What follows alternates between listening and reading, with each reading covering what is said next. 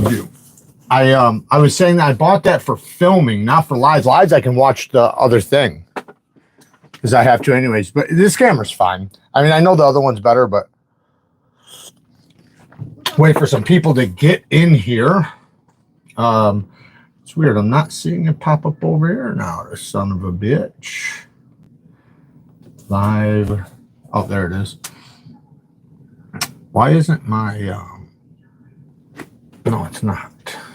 I see some people in here. What's going on, guys? Give me 1 second. Just popping this sucker back up. Is that? No, that's the old one. Let me tear that down. Delete. Delete. And there we go. There it goes. I'm on. I want to fucking click. 1 second, guys. Just gotta get this fucker started so I can see your guys' comments. Can't see the damn comments. Why will it not allow me? Let me go like this. This will be easier. So that's different. I don't know why. It's not letting me see it for a second. So, how's everybody doing? We're about to do some knife sharpening here in 1 second. I also got a quick announcement that Boss Steed asked me to tell you guys. Excuse me. Hopefully the mic's okay. I'm using a new mic. I've used it before, but I know it can sound a little loud. Sometimes I turn it on in the settings. I'll try not to scream too much, but you guys know how I like to fucking yell, so it might not work out. I'm gonna do my best. Why can't I see the video? Anyways, how's everybody's day going? I'll tell you what, it was hot as hell here today. Whew, hot as hell. I mean, boiling. It was so damn hot in here today. Or not in here, but outside. It was like, I don't know, it was upper 90s. It was really windy though, which was weird, but it was a nice wind. It was hot wind. Like real hot wind. Oh man, why the hell will this thing not work with me? I bet. Go on your phone and see if you can't pull up this live. I cannot get it, man. It is just not popping up for me. It's so weird. It's not a members only. It's public. I think. Better be public. Is that where I fucked up? No, there's people in here there. Yeah, not members.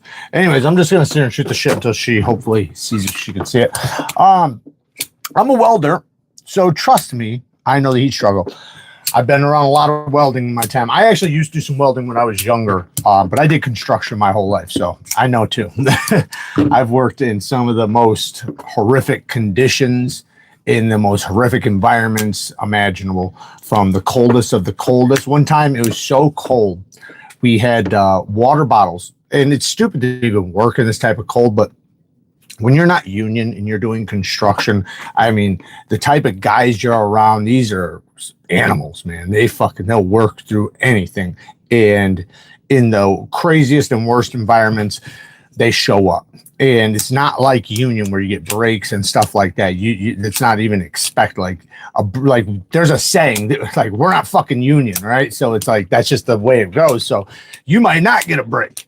But anyway, so it was so cold out, and we had water bottles inside the truck.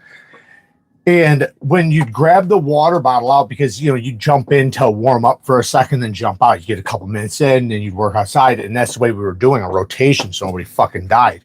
It was so cold that when we grabbed a bottle of water out of the truck from a heated truck that's running, a diesel truck that's running, grab the bottle out so it's not cold, the water's warm. Get outside and then tip it upside down, and it's already frozen. It doesn't even make it out. Like, it's not even a drip. It just, as soon as you crack the top, it just goes psh, all the way down, frozen. So you'd have to drink the water inside the truck. That's cold. And then the hottest I think I've ever been. I mean, I can't even imagine the hottest, but like when it's 100 degrees outside or 110 degrees outside and you're in an attic of a house that's one, not even no air or nothing, and it's insulated and everything, that's breathtaking. I remember we were doing a job one time where we had to do intervals of like 5 minutes in, 5 minutes out, and we weren't allowed to do it without a teammate, in fear of somebody dying or passing out, because you wouldn't even know. And yeah, it was brutal. It was brutal. Jared, you think King KDS stones are any good? I like King stone. King stones are good. I don't know what the KDS stones are. Thank you for all the tips. Not a problem, man. I appreciate you for that tip, man. Thank you. And Rickard, let me know what you said. I didn't super chat, so let me know what you said, man. I'm sorry I missed that. But thank you for the super chat, man. 5 bounce. But yeah, the King stones. King stones are fucking badass. I like the King stones. They're probably my favorite Japanese water stones that are like not like bonded diamonds. Like these are Japanese. These are nanawas. These are small. So the thing is, I bought them because they were affordable. But Nanawa has 3x8s like this. And the price was a little low. Now the price all of a sudden went up on these and is about the same price as the 3x8s. So I was going to recommend these, but now it's like, you might as well just get the 3x8s. I think they're like, they start at like 105, 120 up to like 160 a piece. I know that's expensive, but you got to understand, you're talking about diamonds and they're bonded, and there's a lot of diamonds mixed throughout this. And these last a very, very long time. They stay nice and flat. They're the easiest to work with. You don't have to soak them. They're just awesome. Awesome, awesome, awesome. My favorite stones are bonded stones always.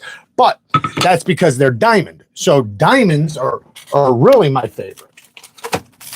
So as long as it's diamond, so that's why I always recommend diamonds. These are plates, so these will wear out. Bonded stones don't wear out like that. They will eventually, but it's going to take so long. Most of you will never even see the end of the life of one.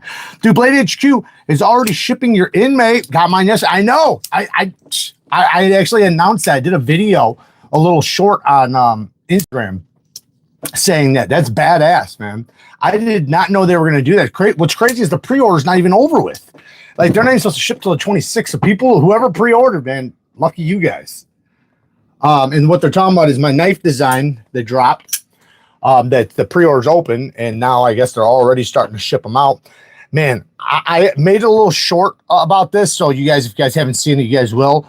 This is my favorite finish now. I know I thought it was a couple months ago when I seen we first do it, but now that I've had multiple knives in this blasted DLC, so what it is this DLC coated, and then they blast it afterwards, and it comes out with this gunmetal gray, but it's so smooth and so slick, and it has like this polished feel to it without the fingerprints, which is really cool. And then the smoothness is great, and just something about it I just love. I know it's still a honeymoon phase because it is a fairly new finish, but right now it's probably my favorite. What pisses me off, though, is that you can't mix colors with it. And what I mean is, like, say, the spots right here, the reason why they're silver is because that's raw titanium. I wanted them to be purple, but they couldn't do the anodization in the DLC.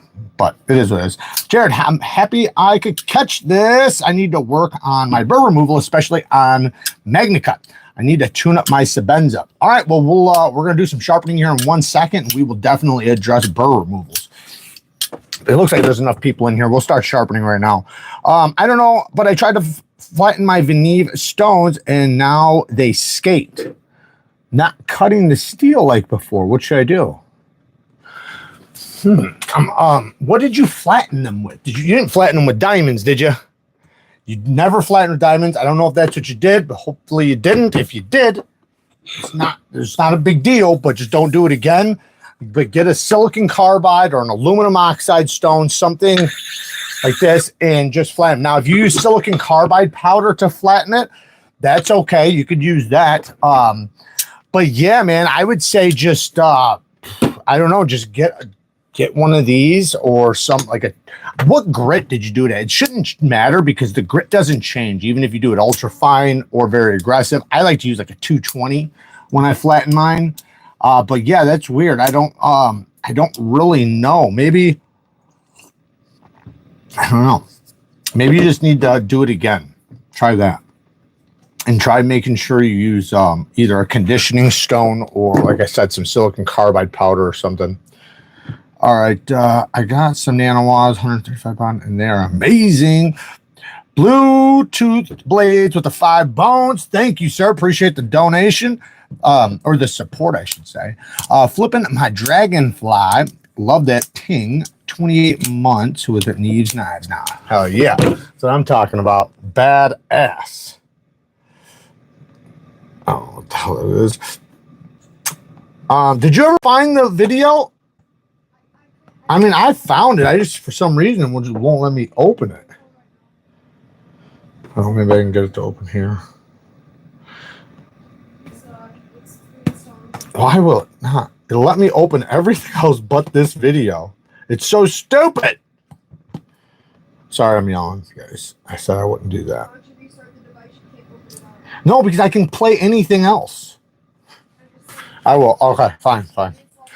All right, we're gonna turn this shit around and get this sharpening here in 1 second. I normally don't want to be scrolling right in front of your face. How do you feel about stroppy juice for stropping? Stroppy stuff? That's my favorite stuff. That's the stuff I have on the Neeves Knife Co site. It's the best. I think it's the best. There's some other good stuff. I know somebody asked me earlier about if I had gunny juice left. You guys can't see it, but right there, that's a whole bunch of gunny juice. Somebody asked me if I could check and see if I had some extras, and yeah, I do. I don't really use it anymore now that I use the stroppy stuff because it's so much better. I mean, not like it's like worlds apart, but it's better. Coats with the 5 bones. Shout out to you, Coats. Hey, a Fitsky to shout out over. Coach says, yo, what's up, Kara? She says, hey. Can you discuss setting up a knife clamping on a KO3 or other fixed angle system? Yeah, I got I don't got the KO3 right here, but I got one not too far, so I can grab that. But I mean, I have a separate one right over here. I have the KO3 Pro Hunter with the Shafton Rockstar stones. I don't know when the burr has been formed. Also, can you teach the Sharpie trick? Yes, I don't personally like the Sharpie trick, but I can show you the Sharpie trick. If you guys are wanting to do fixed angle, I can bust out fixed angle, but I do have freehand out right now. So what we're gonna do is we're gonna start with freehand. If you guys stick around, I can bust out the fixed angle too here in a minute. Let's start with the freehand though, just because I got everything out. But 2 things. I can show you the same shit that for the fixed angled because everything's the same. It's just the difference in the process, right? So with a burr, right, you want to be able to identify a burr with your fingers, right? So you just want to be able to feel it.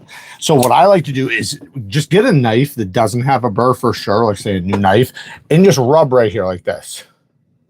Just like that. Just rubbing up the side of the blade till your finger skin rolls over the apex. Watch the apex. Hold on. See the apex right there? Watch my finger just kind of roll over it like that. And that's what you want to do, just like that. And what will happen is if I sharpen this side of the knife, then the opposite side will have the burr, because as you remove steel here, the burr forms over like that, and then you'll feel it. So it's a metal wire. When you're in the beginning, you're going to sharpen more steel off than you need to, but that's fine. It's okay. You're learning. So I would say that if you have too big of a burr, because I know we try to teach make a smaller burr, but that's not the case for beginners. For beginners, it doesn't matter. Go as large as you need to. Sorry, guys.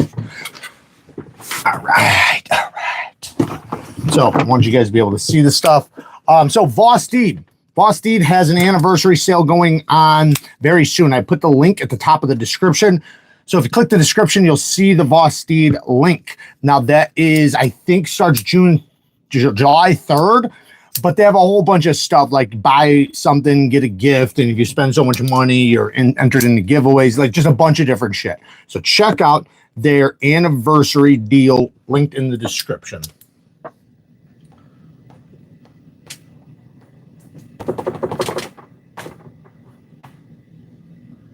It's just so weird how the only video I can't play is my own.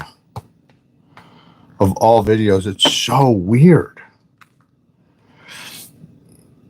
Just give me 2 seconds, guys. I'm trying to figure this out because otherwise I won't be able to read your damn comments. Kara, can you please click on the video on your device so I can... Oh, fucking shit, Kara. You can't use your phone, iPad, computer, anything? Oh, never mind. It finally fucking worked. I think. I don't know. I think. Yeah, it looks like it's working. All right, there we go. About damn time. Why does it look like it's so small? Why does it not look like it's in the shorts feed? Anyways, all right, so, all right, thank you, Todd. I appreciate you, Todd. Todd threw the link in right there. There is the link. Now, that's not their... Okay, Todd, don't use the regular Boss Steed link. Go in the top of the description. It's a different link. It's a link to their anniversary sale. It's not the same link as their site.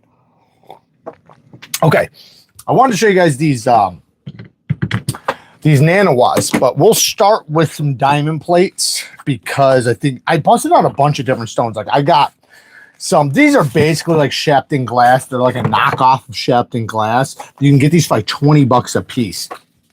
It's basically like a ceramic whetstone.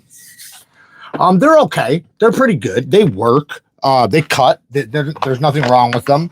But they're definitely not my favorite. And I always recommend any beginners just get diamond. Do not fuck with anything else. Skip everything. If you want to try other stones, try them in the future. Do not start with anything other than diamonds because diamonds are going to be the fastest cutting, easiest to use. You're no bullshit. You literally just take it out of your thing, set it down, and you start sharpening rather than soaking it and getting it wet and flattening it and fucking dealing with a mess and everything soaked and soggy. And yeah. So, all right, if I forget something that you guys asked me to talk about, just remind me and we will jump on it. So, should I sharpen this? It could use a sharpening. I got another one that might need a little bit more of a sharpening, but we could do this Boss Steed too. Let's do my knife. Let's start with this one. Does it matter how you clamp a blade in a fixed angle system? Seen a few people do it differently. Yes and no. It's not that big of a deal. The big deal is just you being able to hit the entire edge with the stone. That's going to be the big deal. It's having the ability to not hit the clamp with the stone, because if you're going to do low angles, the more narrow the blade is, so the slimmer the blade is, the harder it'll be to clamp in those systems and not hit the clamps with the stone. So that's your biggest thing.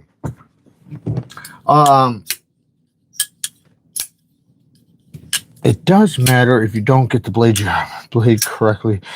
Yeah, so the problems are hitting, though. That's typically the problems. I'd say, you know, as long as it's not hitting. Now, I would say don't. So, like, just so you know, with the KO3, the reason why I always recommend getting the center clamp is because it's hard to clamp small blades. If you're trying to clamp anything this size of its blade or smaller, which this is a full-size knife, especially something like this, you ain't going to do it without the center clamp. Put it this way, even this company over here, right?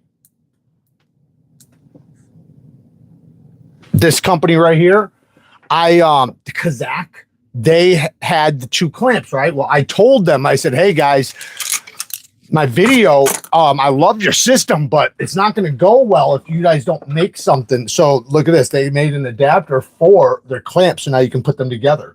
But if you can't put these clamps together and like this thing's in the middle, so I can only get them to here before.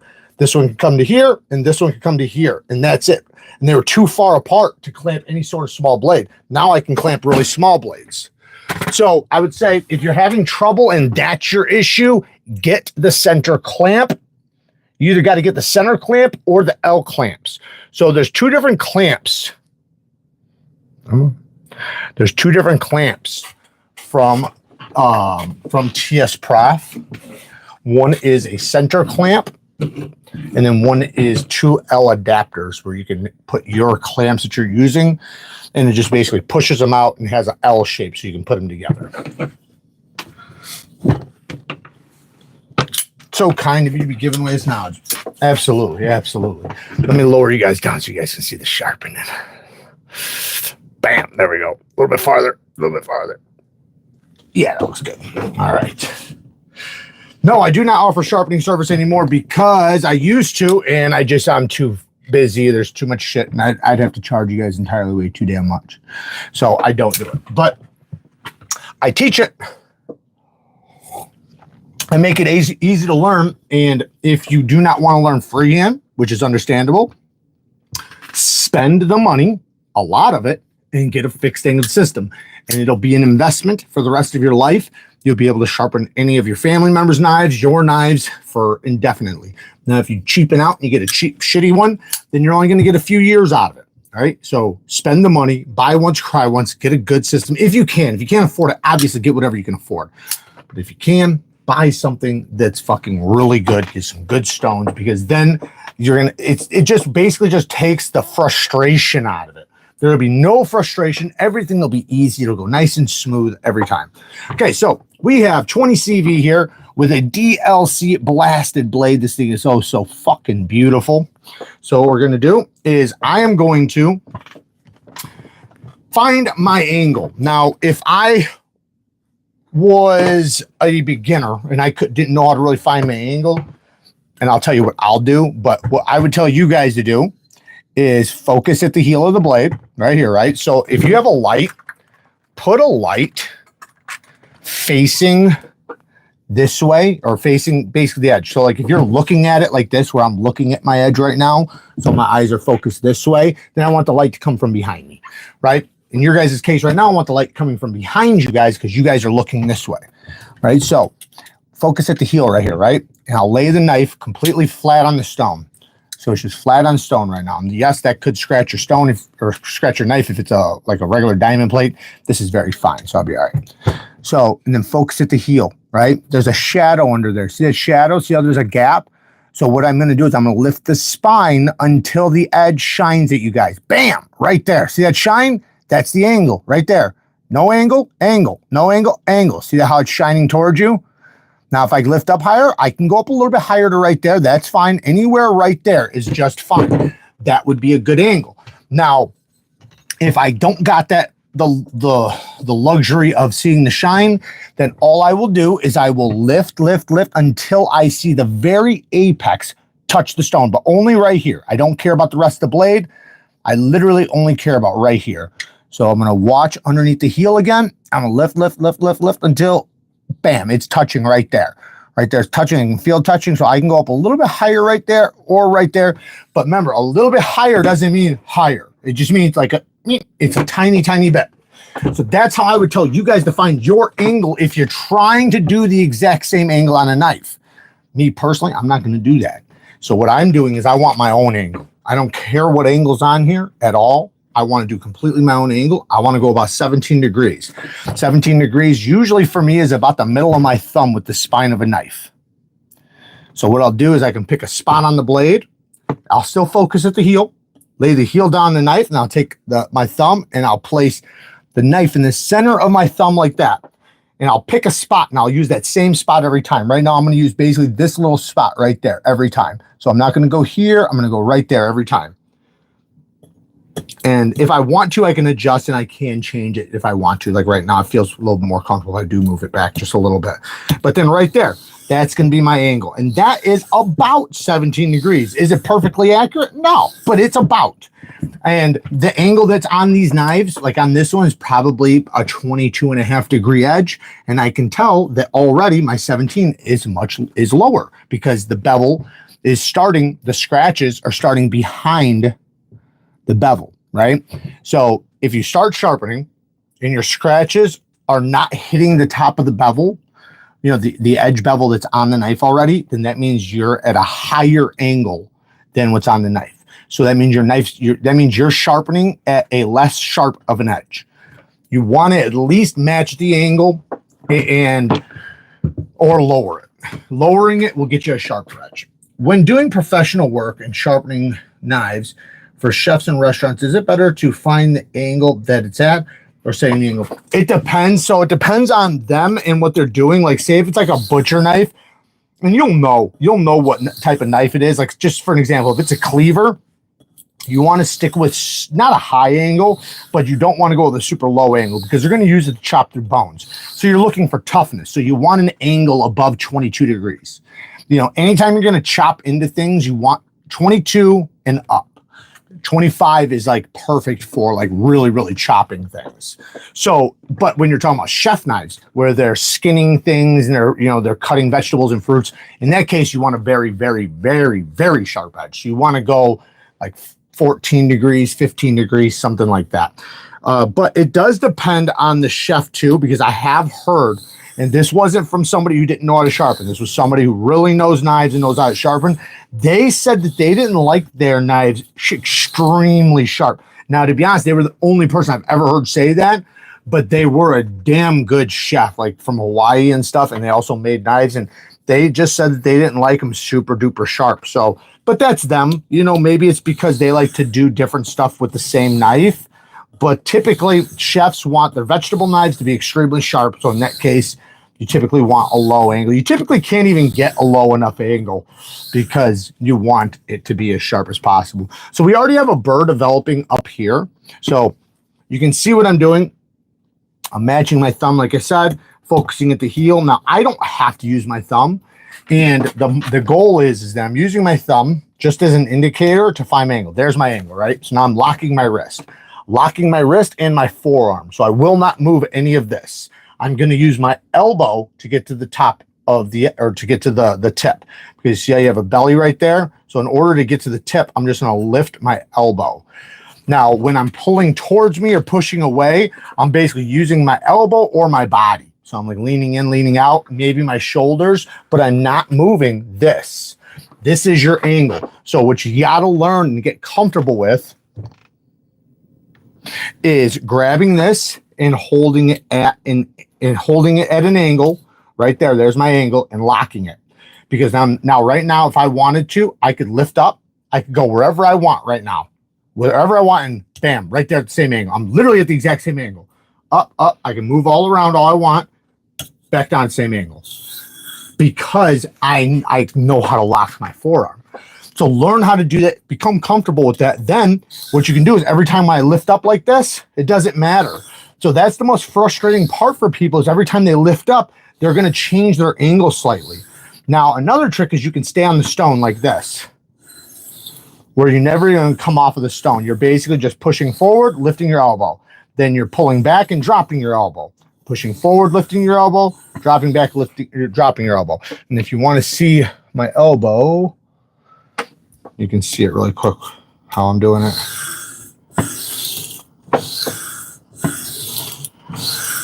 So it's very subtle, but right now we have this entire bevel done. I'm just kind of doing a little extra showing you guys. So we're going to go over to the next, or to the other side, right after I see this stuff.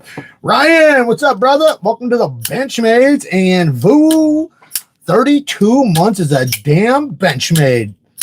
Jared is a newbie. I'm trying. I'm doing my best.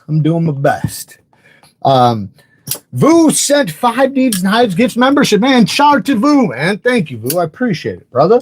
Voo's awesome, man. If you guys ever get a chance and you go to Blade Show or any of the shows, man, go and say what's up to Voo. He's always there. He's always at all of them, and he is like one of the best dudes there. He's such a good dude. Can't say enough good things about him. And he has an awesome channel too, so go check out his channel. Follow his Instagram page. He's always showing new stuff coming and stuff. Do you plan on designing more of a budget knife? Yes, I have one on actually in the works right now. So I have a Burr, right? So I can tell again. Now the side I'm sharpening, right, like I said, is smooth, right? It's going to be smooth. But the opposite side that I'm sharpening, now that I have a Burr, I can, it's, hear it? Listen to this side. Nothing. This side. Because there's a wire right there. You're not going to be able to see it. It's going to be impossible unless I grab my microscope. Actually, you can just see the skin that peeled off of my finger on it. right here at the very apex. See that? That's the burr. So now that the burr's there, I don't want to, because I just did a big burr, by the way. I don't want to just strip my burr off. So what I'm going to do is I'm just going to very, very gently do like a reverse pass, almost like a strop. I'm just flipping my burr over to the other side, getting it out of the way so that I can start sharpening. And now I'm going to do the same thing on this side, but I'm going to use my pointer finger. So you see, I used my thumb the first time like that. Now, this is a beginner technique. I don't do this anymore, but I like to teach it because it works really well. So what you can do is you can take that part of your thumb. You can put a marker line there, like a permanent marker, just like this. Just like that. And then kiss it to your finger. Now you'll see a little mark there, and then just mark it. And then that is the other side. So now what you can do is you can line that up with that part. I have, by the way, that's a blood mark right there. I'm looking at this dot up here. I know it probably looks like a high-ass angle. So right there would be the angle. Now, once you get used to it, you'll be able to kind of determine what angle's what flipping over, because you'll do it so much that going from this angle to this angle, you'll know, like, okay, I can tell that that's about the same. And then another thing, same thing, lock your wrist. Find your angle, focus at the heel, right? We're focused right here. That's all we care about is right here. We're going to apply pressure downwards, just like straight downward this way, just a little bit, but we're locking our wrist, locking our forearm, and now we're going to pull towards us, and we're going to pretend like we're cutting a thin layer off of the top of the stone. Think about like you're cutting a slice of cheese off the top of a block of cheese. You're cutting a slice of cheese off, and now when I want to get to here, I'm not hitting here to here, so I need to lift my elbow to get to the tip. And then I'm just going to lift straight up like this, drop my elbow without moving my wrist or my forearm, and I'm going to just do that back and forth. So I'm lifting and then picking up and then dropping my elbow and going right back. Now, like I said before, I can stay on the stone if I want to. This damn thing's going to mess me up, though.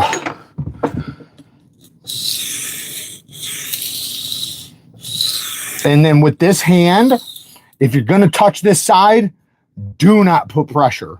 This is a balancing hand, is not a pressure hand. Everybody thinks when they see a knife sharpener going like this, they think they're pushing. Now, what they're doing, and I'll tell you when you're putting pressure, but because you're normally not.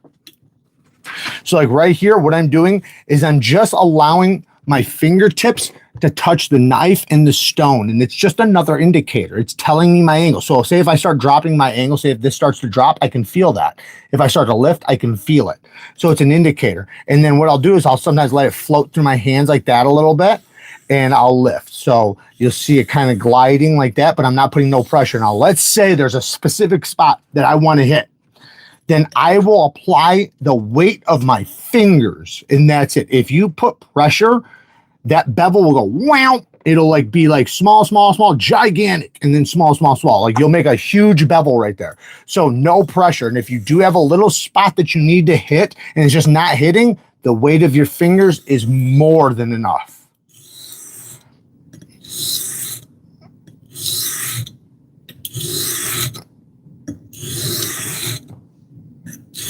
I find that I get flatter bevels when I pick up and I set back down, as long as I'm good at locking my wrist and my forearm. And if I go back and forth, I'm more likely to convex. However, it does sharpen a lot faster. There's nothing wrong with convexing. So we have a burr from heel to tip, and that's what we want to make sure. We want to make sure it's from the heel all the way to the tip. Right here is nice and smooth from heel to tip. Right here is rough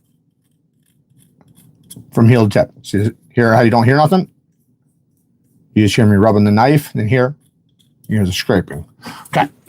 I don't know about that drop. I don't know what you mean. All right. I'm getting anxious waiting on a Concept Quasar knife to come in. Appreciate the direction of the purchase. Hell yeah. Fuck yeah.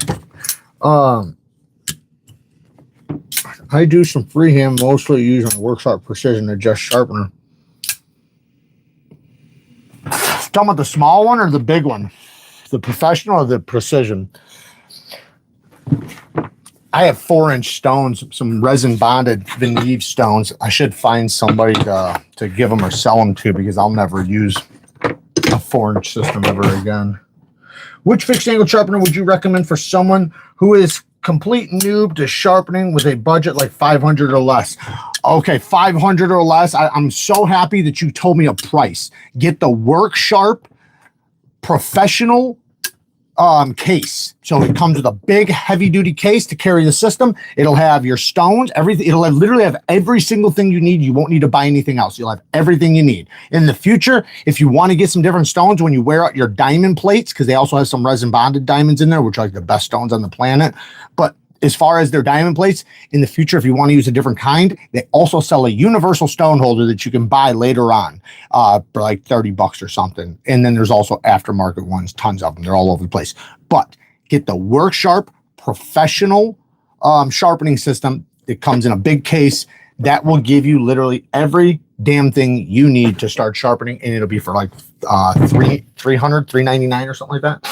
Ryan Edmere for 20 bones. You're awesome, brother. Getting that knife from you at Blade Show made the weekend. Stay sharp. Man, dude, hell yeah. That makes me feel good, man. I appreciate that. I definitely appreciate that. We had a lot of fun at Blade Show giving those things away, man. And I think I'm going to do that every year now. So I think it's going to be a ritual. All right, so we have the Burr, right? So now we need to flip over to the opposite side. So this was a 325. This is a 1200. And then we're going to go over to, normally I don't like to jump that far, but I have this set. So this is a set you can buy. It's Sharp All. So it comes with this, which is an angle guide. So you can just, let me move this thing out of the way so I can show you guys. So this is a base itself. So you can put the stone right in there like that. And then this is a little magnet and it has the angles 14, 17, 25, and a 20. So then you can just go like this and just line it up. But because I have this plate, I figured, I might as well just use it.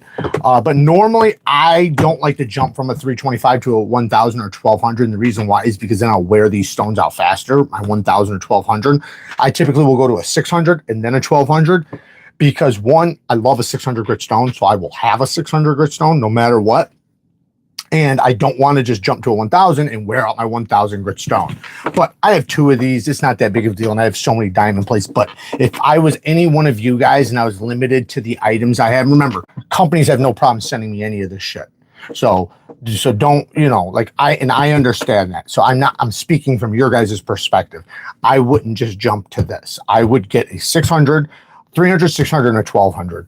That way I can save my 1200 grit stone and I'll have to use less time, because now so I'm jumping from 325 to a 1200. It's going to take more work out of the 1200 to get these scratches out. Is it that big of a deal? No, but in the long run it is. Okay, so we had the Burr on this side. And you see we need to clean this sucker off.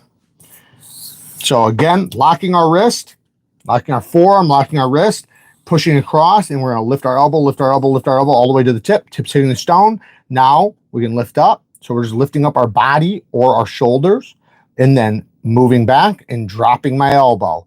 My wrist is still locked. So bam, right to the stone. And I can do it over and over. Now another way, like I said before, is you can stay locked where you never come off of the stone. A lot of chef knife sharpeners like to do it like that, which is perfectly fine. There's nothing wrong with this. In fact, if you do semi-convex your edge, it'll only make your edge tougher. So a convex edge is arguably a superior edge, just depending on what you're doing. It depends on what you're looking for too. Toughness is going to be its ability to resist chipping from hitting stuff and things. So a convex edge, is going to be tougher than a perfect V, right? Convex V. So, we already got a Burr. That actually went a lot faster. I thought I was gonna. This is so thin, by the way.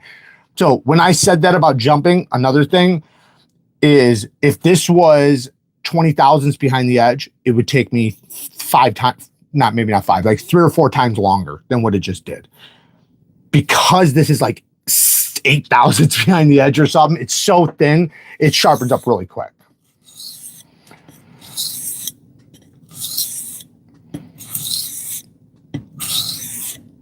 And then also, just so you guys know, just because once you get a Burr developed, so once you get a developed Burr on both sides, so you've used your first stone, you're moving to your second stone, that just because you get a Burr on the opposite side doesn't mean you're finished. Do not base it off of the burr after that. You want to feel a burr for sure, but you want to see the scratch pattern. What you want to do is you want to see that all the scratches from the previous grit are gone. And typically, if you're paying attention to your edge, you can see the difference. And you'll see a bunch of differences. You'll see if your angle's changed. If your angle changes, you'll have lines going this way, right? As far as the lines going this way, which are from the grit from the stone, that is what you're looking for to make sure that you've replaced all the deeper scratches with the lighter scratches. So the 325 scratches, we want all gone, and we want to replace them with the 1200 grit scratches.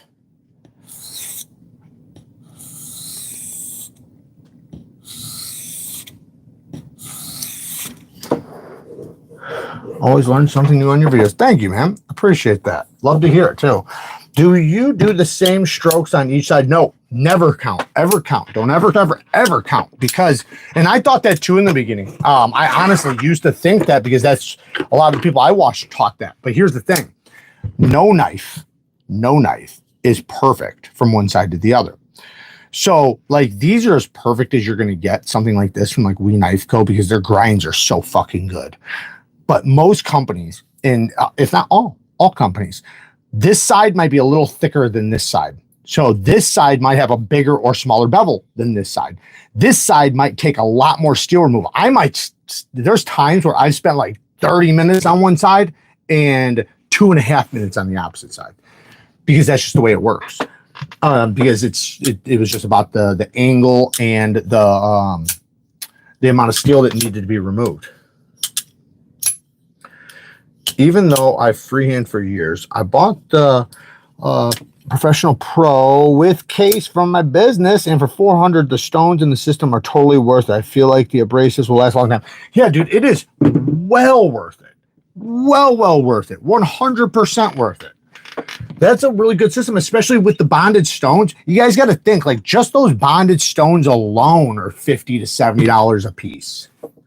Any advice on lightening the spring pressure on the Buster FG? Yeah, if you want to lighten it, not strengthen it, you want to lighten it, take the spring out and compress it as much as you can. Like, you got to squeeze it in, like basically crush it. If you can find something to wedge it into overnight, do that. It'll take some spring out of it. I don't recommend heating it up though and doing it, because then you could take the spring completely out of it, and you don't want to do that. So yeah, I would say just compress it. Another thing though, just so you know, the more you use it, the more you open and close it, the more it will break in, and it'll get lighter and lighter. All right, let's, what should we jump to? We just did 12. Should we go to, we could try one of these little bonded stones. We have a 3000 here. We technically could go to a 3000. 1200 grit diamond to a bonded diamond is a little bit tough though. I think we could pull it off though. I think, nah. So typically what I would do is I would want to do like a 1200 grit bonded stone, just because it tends to be finer than a diamond plate. But we'll try it. You know, if it fails, it fails. Then we'll just redo it. Then we'll just move to a different grit and then come back. So this is the Nanoas. You can get the full size of these for like I don't know, 100, depends, 120 bucks, 140 bucks. These are like 70 bucks. Any advice? Oh, I read that. Member for 27 months with the motherfucking Rocksteads. That's what I'm talking about. It's my highest tier. Brian Kerr, shout out to you, brother. Okay, so we knocked the burr back again. Remember, we sharpened the last side. The burr was on this side. So now, you seen the burr catch right there? Did you guys see that? You guys probably didn't see that, but the burr caught, and that's one thing I try to avoid. That's why I move the burr out of the way, because I don't want it gouging my stone. I also don't want it just in the way when I'm trying to sharpen. And then another thing is I don't want it just tearing off and possibly tearing some of my edge with it. Now, is it necessarily going to happen? No, but it's just, you know, something that you kind of get used to the more you sharpen. It's just those little details you notice, they definitely help. Thank you so much for doing this live sharpening. I learned so much. Awesome, man. If you have any questions, man, feel free to share them. If I don't see them, feel free to repeat it.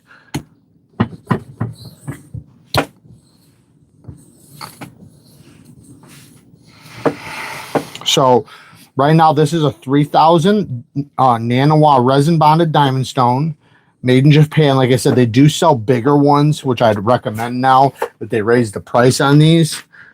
And then I have a 6000, 5 or a 6000. Yeah, my angle's a little different there. Or either that or I need to use a finer stone first before I jump this far ahead. I'm going to see right now. If this isn't working, then we're going to jump. Yeah, we're jumping. So we jumped a little too far there. And I can tell just because when you go to a 3000 grit, just so you guys know, when you jump to a 3000 grit, by the time you get to a 3000 grit, it should work like that. Meaning a 3000 is a mirror polish. It's the beginning of a mirror polish. So it's not going to be like the craziest mirror, but it's going to be a mirror. It will absolutely be a mirror. And within a few strokes, you should already start seeing a mirror. If you're seeing scratches still, then that means you're putting a little bit too much work on this type of stone. Now, I could just keep going, spend an extra 10 minutes on it or something, but theoretically, I shouldn't have to. I should be able to jump to that and it be a, you know, just a few strokes. So this is basically like a 1200 resin bonded diamond from Neeves. We're going to use this. So this is basically the same exact thing, or it is the same exact thing as the other one, just a different company, made in Russia, and it is a 1200 instead of the 3000. Now, when I'm done with this one, this is the 3000 for this set, and then this is a 5000. So it'd be the same thing as these. Where the fuck did the other one go? Wherever the other one went. What the hell, baby? Are you kidding me? Well, it disappeared. So the opposite of this. So you guys can probably see it. Like, it's right there, dumbass. I can't see it. All right, so oh, there it is. It was underneath the stone. So the same as these. So now I'm going to just really quick though. I'm gonna use a conditioning stone. So this is a conditioning stone. When you're using resin bonded diamonds, never ever flatten, condition, or anything with diamond. Always use silicon carbide, aluminum oxide. Any type of sharpening stone that's not diamond will work just fine. Like I have a ton of old sharpening stones I use for this very thing, or you can buy a specific stone for it. And all I'm doing right now is knocking down the resin and bringing out the diamonds. Because what happens is as the stone starts wearing, which is very slow, by the way, this does not remove hardly anything. These stones are years old. I've done thousands and thousands of sharpenings on these. And they're still running really strong. But right now what I did was I knocked down the resin and I brought the diamonds up. So now the diamonds are at the surface. It's a very fine stone, 3000 or 12, was it? It's a 1200, yeah, 1200 grit. So you're not going to hardly see them, but this, oh yeah, I can already feel it. So that's cutting that edge way better. Also, I have more stone to cut with too.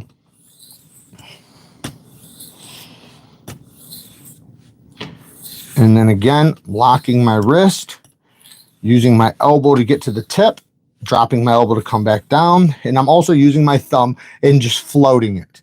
Now, if it starts irritating your thumb, especially in the lower grits, don't float it. Just find it and then lift this up, but lock your wrist. Don't lift up and also lift this up, right? Find it, lock this, lock your forearm, then lift this up and then drag this across. And then now, as long as you're locked, you're still locked. When you come back, it'll be the same. And if you need to, when you drop, you can put your thumb back down and check it again. And you can do that over and over if needed. See, that looks a lot better right there. Bang. We have a little tiny smidgen at the heel for me messing around.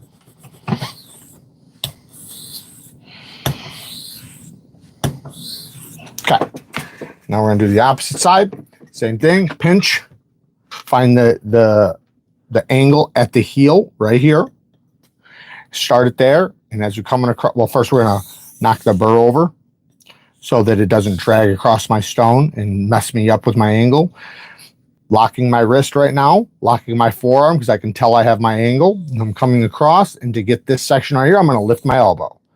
Then I'm going to lift up, drop back down my elbow, and I'm locking my forearm. So I'm never moving my forearm. I'm only ever moving my elbow, which does not change my angle. It changes the angle of the blade shape right here. So like, look, if I lift my elbow right now, it changes the blade shape. That's it. It doesn't change it. This angle is held by my forearm, right? See that? So when I want to get to the tip, I just lift my elbow. When I want to change angle, I move my wrist.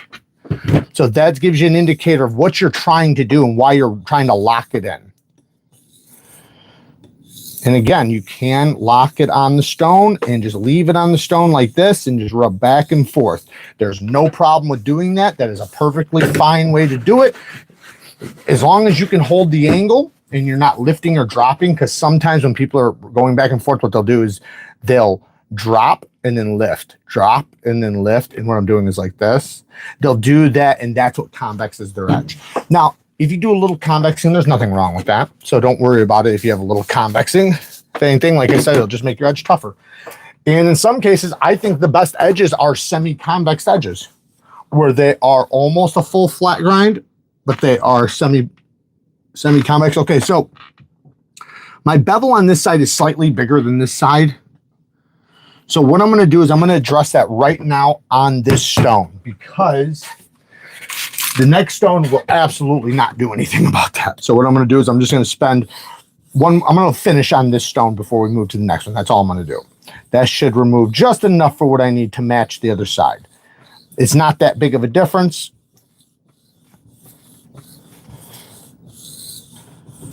Yep. There we go. All right, so now I'm going to switch over to this stone. Let me just dry this one off.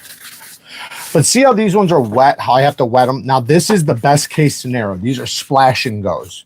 Okay, so splash and go stones are the best case scenario for any sort of lubricated stone, wet stone, or whatever.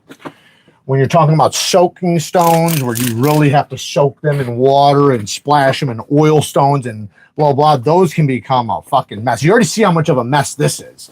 And this is nothing. Like, this is literally like the best case scenario. However, the absolute best case scenario is no water at all. Just use a damn diamond plate. I can literally do everything. These are diamonds. The only reason when these really come into play is after 2,000 grit. I would say after 1,200 grit. So diamond plates will get you the same exact thing as this, up to 1,200 grit. Over 1,200 grit, if like say 2,000, 3,000, 5,000, blah, blah, blah, diamond plates will just wear out really fast. Like the first time you use them, they'll just wear out. So there's no use getting them that fine. So if you want a mirror polished edge and you want to use diamonds because you're doing high carbide steels, then you want to get bonded diamond. Now here's the thing though. Most edges you're going to do is going to be within 600 to 1,200 grit. So if you just have a diamond plate set, you're good to go. You don't need to go to a mirror polish. It's just nice. It's just fun, you know. And there are some steels that I do think perform better with low angle, finer edges, but most steels do best at 600 grit, between 600 and 1,200 grit. That's where their best edges are going to perform most. Not all, but most. See how I'm slowing down just a little bit, and I'm doing that because this stone is a very smooth stone. So like these other stones I was using, we have a term in sharpening, it's called feedback, okay? Feedback is basically just the sound and the feeling the stone is giving you, telling you if you're holding your angle or if you're not, if you have a burr, if you're finished, stuff like that. Like it's just the sound and the feeling that you get. This stone is going to have far less feedback than the last stones. The last stones have a ton of feedback. This one does not. So I tend to be a little bit slower and a little bit softer on it because I'm trying to make sure I'm holding my angle. So I have to be a little bit more thoughtful on my angle and making sure that I'm holding it perfectly flat. Now, the one cool thing is that these are so flat that they'll almost feel like a suction cup on your edge if it's really flat. So it'll tell you. Oh yeah, that's a mirror polish right there, baby. Whew, it's sharp as hell too. I haven't even done this other side yet. Ooh, don't do that.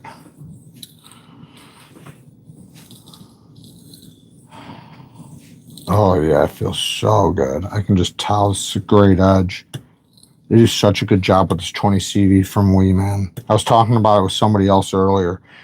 WE Knife Co, man, the past few years, past 2 years, they have, I don't know what they've done, if they changed something on their heat treatment protocol or what, but my goodness, has it gotten good. Because I've done so much 20 CV that if it's not properly done or at a low HRC, then it will not take a good mirror polish job. Just definitely won't hold it. Okay, I got a little bit. I want to get the tip right here. So I see a little spot at the tip. I haven't hit perfect. So what I'm going to do is I'm going to focus at the tip. I'm going to hold my finger here. And as I raise my angle right here, raise my elbow, and I get to the tip, I'm just going to put pressure at the tip. So not a lot of pressure, just that little bit of pressure. And what that's going to do is it's going to focus that tip into the stone and get rid of those deeper scratches that are at the tip.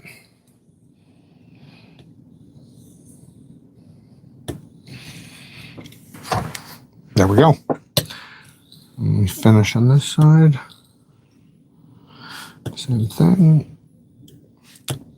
And we really don't even need to strop now because this is such a fine grit stone. Wow, that is sharp. We don't need to go to the 5,000. We're pretty much good.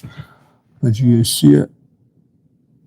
It's a damn beautiful edge and a damn sharp edge. Let's get some paper to sharp. You guys can come for a walk with me and go get the paper because I know you guys can still hear me.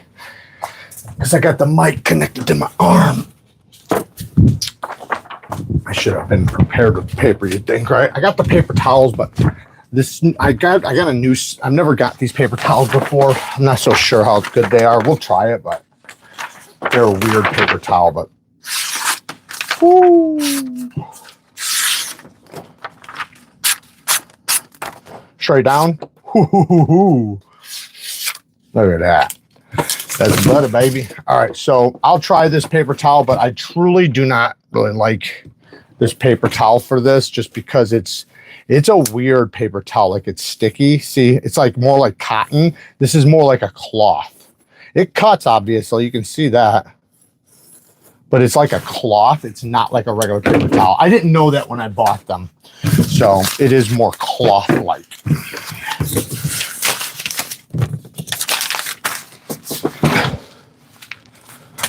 Throw this away. All right. But yeah, that's the Neeves Knives Offender with WE Knife Co. And Ron with the 5 bones, man. Thank you. Oh, I already answered that. The Buster FG. Sorry. I got to catch up. What's good, Jared? What's up, Henry? Thank you for the 2 bones, 3 bones. Member for 16 months with the motherfucking Rocksteads, man. Thank you. Jeez, has it been 16 months already? I was just telling Jared that I've been missed too many videos. Yeah, man, make sure you contact me when you hit 24 months. If you've been a Rockstead the entire time, don't forget, you get a premium knife. So any Rockstead member that's a Rockstead for the entire 12 months, and that's every 12 months, not just the first 12 months, every 12 months, gets a premium knife. Don't waste that. What? What are you talking about? One of your members emailed. I probably did. I can double check, but I'm pretty sure I did. MX with the 49 bones. Thank you, man. You're the goat on YouTube. Thanks, man. Thank you. Hell yeah, man. Thank you so much. 50 bones. Hell yeah. That is so badass. I appreciate that so much. You are so awesome, man. That just made my entire life. And everybody else, man. Thank you guys for all the donations. It's been awesome. When am I doing my next whatnot auction? Sorry for chewing in your guys' ear. We'll lower back down 1 second. It's better to hear me chewing if you see me chewing rather than just hear me chewing. Sorry. I'm not going to sit here and eat. I'm not sure. I was going to do 2 this month, but we're already at the end of the month, so probably next month, middle of the month. I would like to, I have a couple things. Check this out. Not sure if I'll do this on the whatnot auction or not, but I just want to show you guys something. I got this new Freeman, the contoured one. These ones are $100 more than the regular ones. I bought a couple for a buddy while I was there. They were running $450. These were $550. But here's the thing. BGM Knife and Tool. He's a custom knife maker, and he also does regrinds. You guys are free to reach out to him if you guys want to. BGM Knife and Tool on Instagram. He does regrinds. For 80 bucks, I can have him regrind this to a hollow grind, to a deep hollow grind. Have him put a nice finger choil in there if I wanted, or whatever, right? And that's probably what I'll do if, yeah, there's plenty of room. So have him throw a nice spot right there for the finger, and then have him do a deep hollow grind. He said he's done them before. I thought that would be sick, right? So, but here's the thing. I was originally going to give this possibly to Adam Calhoun because I told him I was going to give him a USA made knife, but I'm not sure if he's going to have a show here soon. Here he said he was. I'm not sure, but I might just sell that on the Whatnot auction and do something else for him. It just depends, because that would be a cool piece to sell on a Whatnot auction if because you can't get that anywhere, right? Like, that's an impossibility to get. You can't get that anywhere because it doesn't exist, right? And then also, even if you wanted to buy the knife and do it yourself, you can't find it. Where the fuck did my jewel go? Sorry, guys, 1 second. All right. Let me see here. I was about to say that stone looked like it needs some conditioning. Yeah, absolutely. This one's going to need it next. I do them pretty often, though. I do have these Sharpening glass replicas we could use. We'll do one more freehand, and then we'll go to the fixed angled.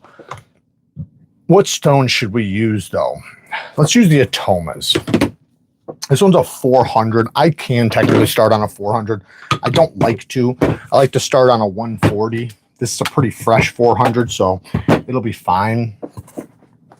The Neeves 1200 grit stone is like, yes, a 1200 is 5,000. The 800 is a 3,000. So if you look at the micron, so if you look at the Neeves, they'll tell you, like, so this is the 800, this is a 1200, okay? But if you look at the opposite side, it says 7/5 and 3/2. 7/5 is standing for microns. 7 to 5 microns, which is around 3,000 grit. 3/2 microns is around 5,000 grit. 1 micron is like 10,000. Jared, for all the sharpening techniques you teach and bestow on us, thank you again for my first knife giveaway win. Also made my day. Jeremy, thank you, man. Thank you for the 5 bones. Man, I appreciate you guys. I'm catching up right now. Silas with the 2 bones. I started a sharpening channel. There you go. Shout out to Silas. Go and check out his sharpening content. That's awesome, man. Good for you. Kobe with the 5 bones. Jared, can you recommend a 1x6 50 to 80 grit stone for a fixed angled system? Yes. So I'm telling you, you got to get these ones. These are the only ones you want. The only ones you want. Hapstone starts. So go to my Hapstone link. It's down in the description. You can get the CBNs or the diamonds, but make sure it's the Hapstone starts. That's what they're called. Hapstone starts.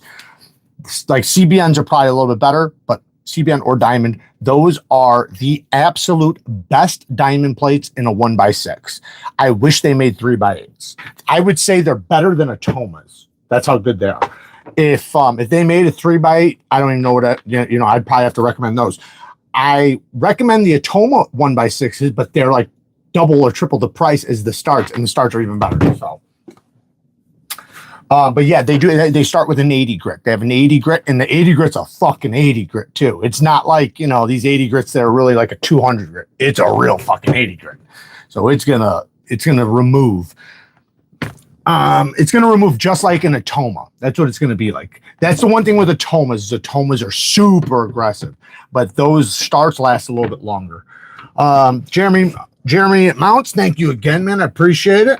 Bluetooth blades with the 5 bones. Those are Viper or Viva paper towels are awesome. Yeah, that's there. He knew. He said, those are the motherfuckers I got. Oh yeah, they are pretty good for a paper towel, to be honest. But like for knife sharpening stuff, they don't relate as well because I'm not used to them. And, you know, it's like I don't want to, you know, do any tricks or anything. And it's more cloth-like, so it doesn't have the same effect. What's my website? Neeve Knife Co. Everything's always linked down in the description, but my website specifically has some sharpening stuff. Like I have some atomas. I'm going to have a lot more.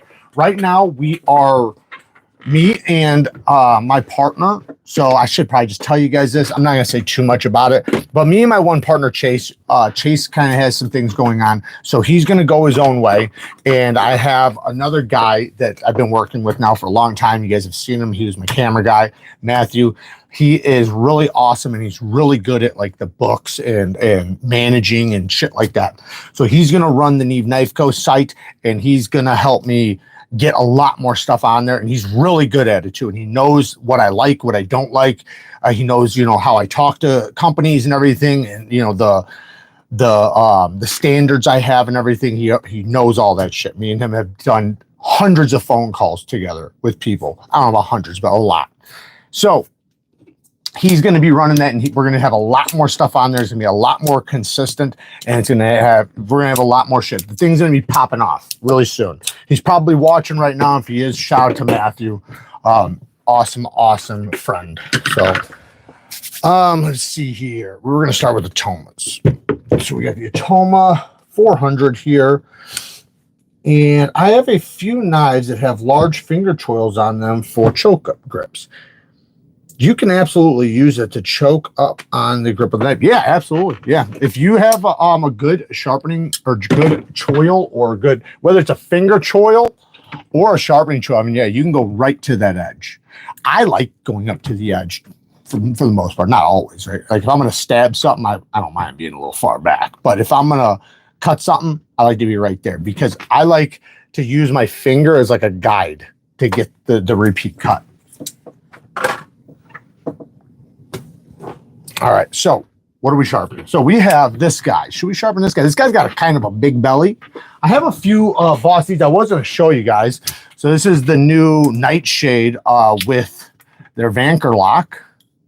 And it's got the front flipper, regular flipper, and the thumb studs. Really cool knife. I do really like it. We could sharpen this. I'm going to let you guys pick. So we got, I forget the name of this. What's the name of this one, guys? Oh, fuck. It's not the Labrador. Is it? I can't remember. And then I do have a couple other ones here, or one other one. This is their brand new model. I haven't even opened this sucker yet. This is their brand new model. I think I have one of these already, though. I don't remember, but we'll see. Pretty sure I do have one of these. We have this guy that's using compression lock, and it's got the buoy blade shape. The Nightshade, I remember the Nightshade. That's the Nightshade, but what is the Martin? The Martin. Thank you, Jeremy. The Martin. So we got the Martin, and then I don't know the name of this one either. There's no names on the box, guys, so it's not my fucking fault they didn't put a name on the box. This one's pretty cool. Really good action. It is a clip point blade, so it's more of like a hunting or fighting knife. A lot of people like to EDC clip points just because it's nostalgia. I like more of a drop point, spear point, or Warncliffe or sheep's foot. This is a beautiful blade shape, leaf shapes, because every way you cut, the tip is aiming at whatever you're cutting at, and I like that. It almost acts like a recurve without being a recurve. So you don't have the downfalls of being a recurve, but you have the benefits of being a recurve with these leaf shaped blades. Yeah, the Vanker lock is great. It's nice and strong. It's solid. The Vanker lock is right here. So it's somewhat of a new locking system. And basically what it is it has like this bar right here that drops in right into the center of the blade, locking it in place. And then when you push the button, you're pushing it out of the way. Another vote for the shilling cutter. Yeah, the shilling cutters are great, man. Gotta love a shilling cutter. And this would be a shilling cutter, just so you guys know. This shape is a shilling cutter shape. It's an old blade shape. So nobody answered, so we're gonna go with this guy, I guess. The Bowie blade is the Naga. Yes, the Naga. I just got a Martin and it's a lot smaller. I thought it is not a big knife. It's not a small knife. It's like right on the medium side. I can get a full grip, but just like it's just a full grip. If I choke up, I'm still in the same grip. So it's, yeah, it's not big, but it's also not so small. This is the standard size for most people. What shilling used for originally or not? What shilling? I don't know what that means. Is the lock strong? It's decent. It's not like a damn Volt, but it's pretty strong. How do you condition your stones? I use so I have a couple different stones I use, but like if I was going to condition this one right now, I would use this Nagura, which you can find the Nagura stones if you go to my Neeves Knives Sharpening, not Neeves Knife Co., Neeves Knives Sharpening Store, or Neeves Knives Store and Sharpening Supplies. That has a lot of shit in there. And this Amazon, and you can find the Nagura stones. It's Nagura conditioning stones. You can search for it up at the top bar. I can take any sort of old aluminum oxide stone and use that. These Naguras are good. They come in different grits. This is a 220. So what I'll do is I will, because this one has to be wet, and I'll go like this. Now, if it's really bad, like say if I haven't done it in a long time, which I don't ever do that. I do mine often, so I don't have to do this. But when it gets really bad, like say if you haven't flattened yours in a long time and you have not conditioned it in a long time, then you're going to have to get silicon carbide powder and reflatten them. And then you'll want a flat plane of glass, a little bit of silicon carbide powder, some water. But you see that? Back to brand new. I do mine often enough that I never almost ever have to flatten them. Maybe once a year. But I'll tell you what, man, I think I've done these on silicon carbide twice since I've had them. And I've had these for 5 years or something. So now other ones I've conditioned more, like the 1x6s. I'll do those. Those are the ones I'll typically do once a year. It's typically those ones. Because I'll condition them enough, but they're smaller. So, you know, they go through a little bit more wear. But any aluminum oxide stone will, or silicon carbide stone, aluminum oxide stone, Nagura stone will work great. These are like $11, $12 for this exact one, or something very similar to that. Great live as always. Thank you, Todd. Been a member with the Benchmade for 23 months. Shout out to Todd. He's one of the best moderators on YouTube.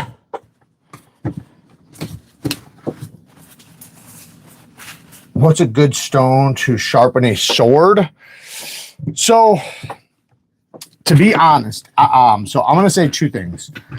I have a sword that I'm going to be doing a sharpening on very soon. I thought about doing it freehand, but I also thought about setting up 2 fixed angle systems, holding the whole thing and doing it on a fixed angle system, because I know I could sharpen it and get it fuck you sharp. But because the fixed angle is so perfect, I could get an even sharper edge with that. Now, if it's a knife, it's different because, you know, it's a smaller blade. But with that big of a blade, you're going to have a little bit more movement than you might like, and you're going to get fatigued. You're going to have all these issues with a fixed angle system. You won't. So I'm going to probably do that.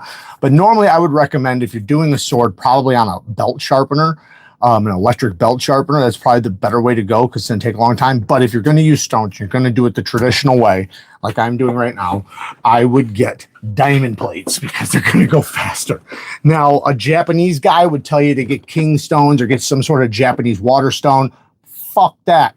I would get a damn Atoma 140 and a 400, a 600, a 1200, or even just up to the 600. And because that way, it's going to cut fast.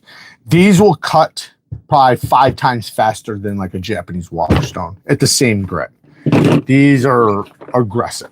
So this is 154 cm drop point blade, has a little bit of a big belly. So again, we are going to lock our wrist. I'm going to get a good pinch on there, find my angle. We talked about earlier how we found our angle. So here, the light's facing this way.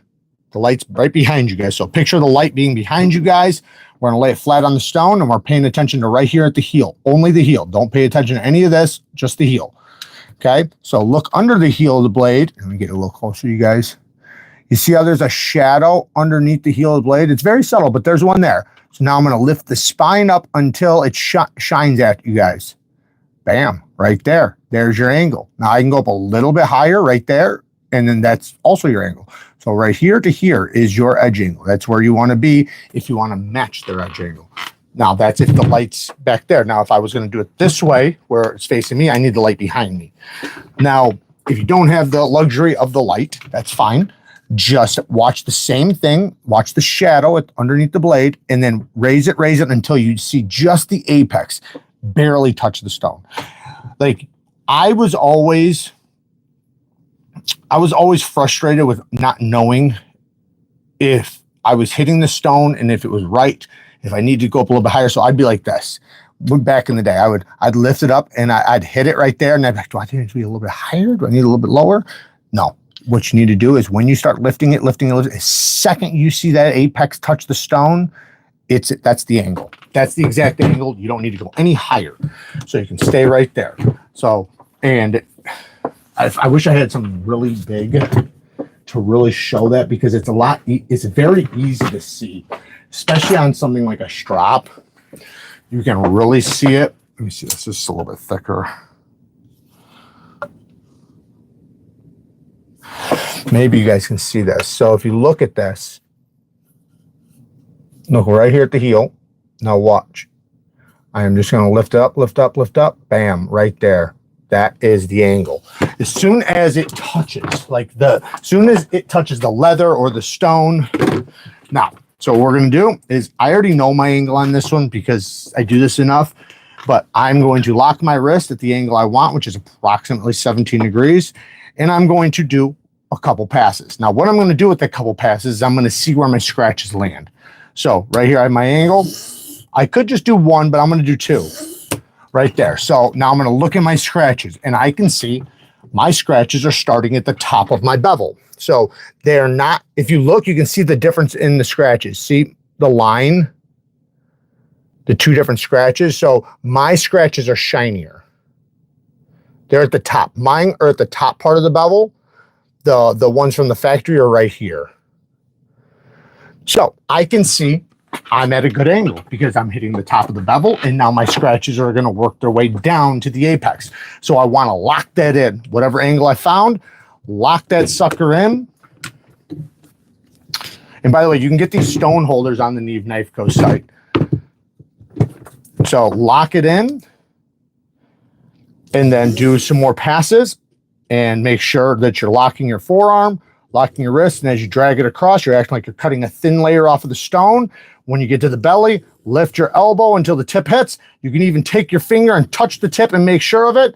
But then I'm going to just lift my body or my shoulders up, and I'm going to drop my elbow back down. My angle is still the same. It has not changed. So now all you got to do is lay that on the stone without moving my forearm. And it's the same angle. Again, you can do the back and forth if you're more comfortable with it. Just don't move your forearm. Lock that in. At first, you'll get a little fatigue from holding it. It's going to be unnatural to you. But once you get that muscle memory down, it'll be almost difficult for you to move it. And what I mean is because you'll notice it, the subtle movement so much that you'll be like, I moved my angle. You'll know it right away. So then also, that's also good because, like, let's say I have to do it. Let's say, say at the tip, sometimes you have to do professional tricks where it's like, I get to the tip and then I got to dip my wrist, right? Just to get the back of the bevel. I can do that and know exactly how much I did to hit it, like, because I'm so used to holding it perfectly that now any subtle movement is big to me. But when you're not used to doing it, a subtle movement doesn't feel like a move. It feels like nothing. It's like, oh, I didn't even move. It's like, yeah, you moved a lot and you just don't realize it. Which set would you recommend? Atomas. ATOMA, or just go to the Neeves Knife Co. site down in the description. I think we have some in stock. If we don't, you can go to the Neeves Knives store and sharpening supplies down in the description. Go to Neeves Knife Co. down in the description, or the Neeves Knives store and sharpening supplies. One of those have the Atoma diamond plates there. Get the Atoma diamond plates, and then you can get this stone holder, or you can get the other stone holder that's on the Neeves Knives sharpening store. Doesn't matter. Both of them are going to be good. I recommend both. And ooh, we're almost hitting the bevel, but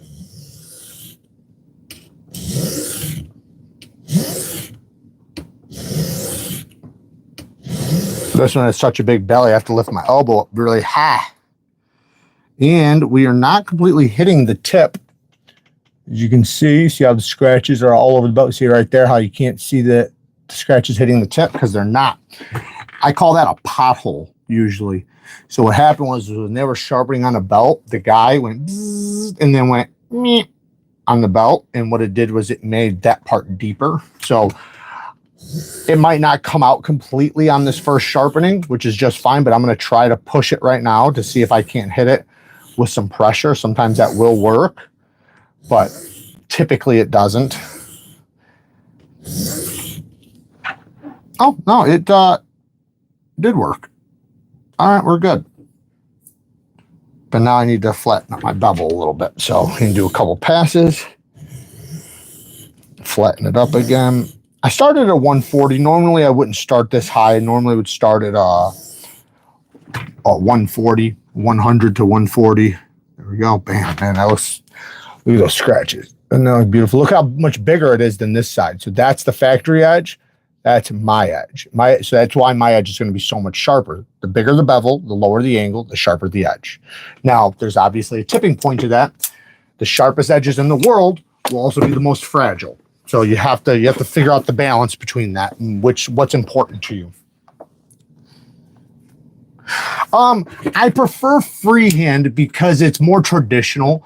So here's two things. There's a few reasons. One, I can bring this anywhere. I don't need anything. I can bring just my little field sharpener and go to any one of my friends, families, whatever, and sharpen their knives like that.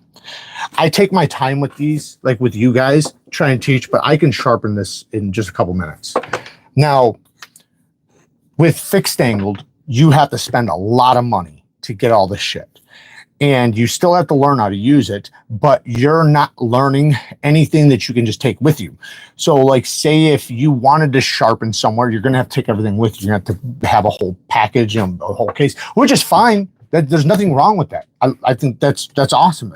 Just knowing how to sharpen and having the ability to sharpen is fucking amazing. So don't take that as a criticism. I'm just saying, like for me, I like knowing that it doesn't matter what situation I get into, I can sharpen and I can have the most important tool for survival, or the most important tool, period, right? It's the oldest tool and it's going to be the most longest lasting tool.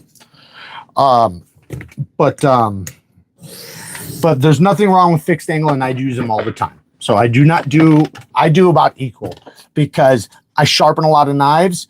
And I'll get fatigued doing this much sharpening freehand as much as I do. So I'll do both. I do both. 100% I do both. I got some badass fixed angle videos coming. One, I got multiple systems right now with full reviews coming. And I have a top 10 best fixed angled knife sharpening video coming. I already did a top 5. The top 5 might change in the top 10. We'll see. The sharpeners that are in the top 5 will all still be in the top 10 most likely, but yeah, it's I got some really good systems, so it's going to be a completely different setup. Okay, so I can tell this side's thicker. We got to lower the angle on this side a little bit. So what I did was on this side. Hey, sharpening guy with the 12 bones. Heck yeah. I was able to place an order for the yin, mate. Fingers crossed. Hey, man, I hope it does go smoothly for you. A bunch of other people have already gotten there. So that's awesome, man. Glad you got one. What is your opinion on diamond lapping films? They're much cheaper than all the actual stones. You still get the diamond abrasive, maybe with less longevity, but for the money. Yeah, there's nothing wrong with them. They work. They definitely work. And you're right. Yeah, you're going to save money. They're not going to last as long. So if you need to save money, it's a good way to go. I would say that plates are better, obviously, because, they last longer. There's just, a bunch of different reasons. But the most, like, if you're doing fixed angled sharpening, it's not going to be that big of a deal. But with freehand, it's good to have something that gives you good feedback. But yeah, there's nothing wrong with the lapping films. They work good. Thanks for the 12 bones, by the way, man. I appreciate it. There are 2 sets of 7 stones offered for the TS Pref Alpha. Which set of alphas could you recommend? I recommend, so just show you the set I have. This set right here is what I recommend. This is all you need. So it starts off with the 100 and goes all the way up to 9,000. So 100, 150, 600, oops, sorry, 240, 600. Those were backwards. 240, 600. I thought that was a weird jump. 600, I said 1,500, 3,000, and then 9,000. That's really all you need. Sorry if that's loud. I know the mic's right there. I apologize, guys.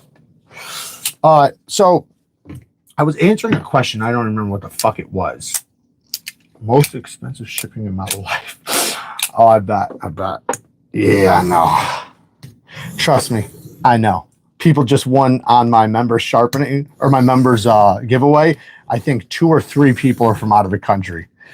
I know, brother. Trust me, I know all about that damn shipping cost. It's a motherfucker. But hey, man, I'm very happy to pay it because my supporters are the best, man. They stick with me through everything, and they're fucking awesome. And I can actually call them up if I need something, and they help me if I need anything. They're absolutely amazing. Paying the cost to ship something to them is the dumbest thing to talk about. Okay, so we're starting to even it up. Oh, wait, this is what I was gonna say. My bevel was smaller on this side than this side. Now, obviously from the start it's gonna be smaller, right? Because I grinded more on this side, but what I'm saying is that I could tell that it was smaller from the start.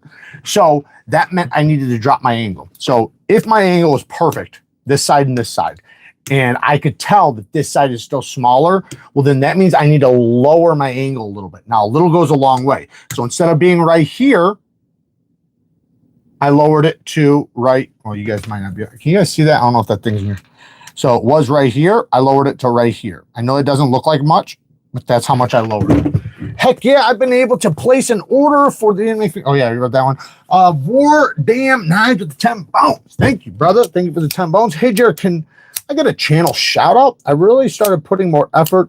Ironically enough, my last vid was on my knives. Really? That's awesome, man. Thank you. Shout out to War Damn Knives. Definitely go and check out his channel. It sounds like he just did a video on one of my knives. I'm gonna have to check that out. I'm gonna write that down so I remember that. No, I can't right now, so I'm just gonna write it. War. I know I'm gonna remember that name because you just won something in the giveaway. So congratulations on that win as well. All right, so like I said, I lowered my angle just a little bit. Let me make sure I'm still at that angle because I know it feels like I am. Keep it a little bit lower. Let's do a little bit more. Now with the belly, a lot of people with big bellies have a struggle going across the belly. And the reason why is because instead of lifting their elbow, when they're going across, they go like this. Watch my wrist. They go like this to get to the tip. Don't do that. That's what makes you have the belly go really big. And that's why all of a sudden your belly will have a really high or really low angle. And then here will have a higher angle. So what you want to do is you want to just move your elbow up to the tip. That'll preserve the exact same angle as long as you lock your wrist. Remember, dipping your wrist always changes your angle. You might have to do it sometimes in order to hit certain things. So that's how you know, right? If you have a spot in the back of the bevel that's not getting hit, then you know in that area, you might need to dip your wrist, right? Let's say you're hitting too far back in that area. Well, now you know you need to stop dipping your wrist. And what I mean by dipping is like this, right? That's going back. This is raising. So maybe in that area, I need to raise it a little bit.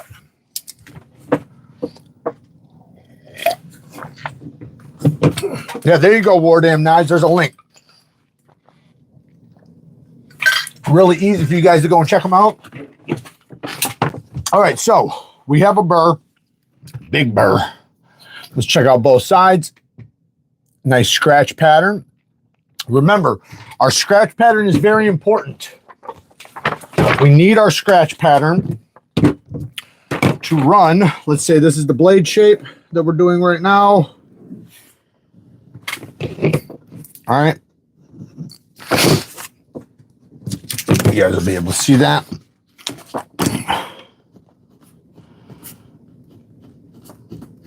In 1 second, guys, this is very important to know.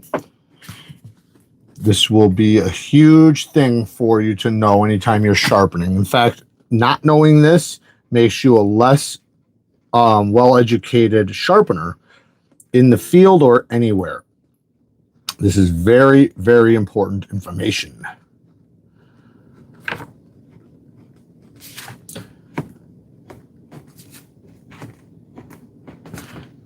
And I'll tell you what, sharper edges stay sharper longer and are easier to maintain.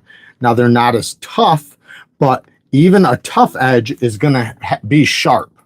So there is the bevel, right? So what I want you guys to know is if you look, my scratches are all running at an angle, at a slight angle. They're all running like this. Just like a saw blade, kind of, right? They can run straight up and down, but if they do, then we want them all to run straight up and down. With freehand, you typically don't do that. And the reason why is because, one, I'm going to hit more stone at an angle. Number two, this is the way I strop. So now when I strop, it's going to be the exact same scratch pattern. And number three, when I'm pulling towards me, it's just easier to go at an angle. Plus, the teeth are the way you cut at an angle, right? So when I cut something, right, which way are the teeth going?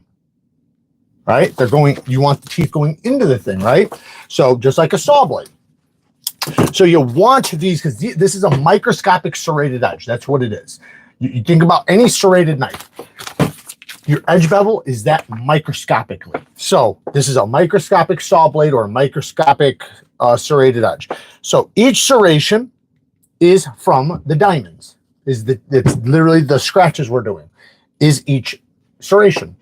Now, you want them to run at an angle, like I said. You don't want them to crisscross. You don't want them to run other directions. You want them to basically run all at an angle.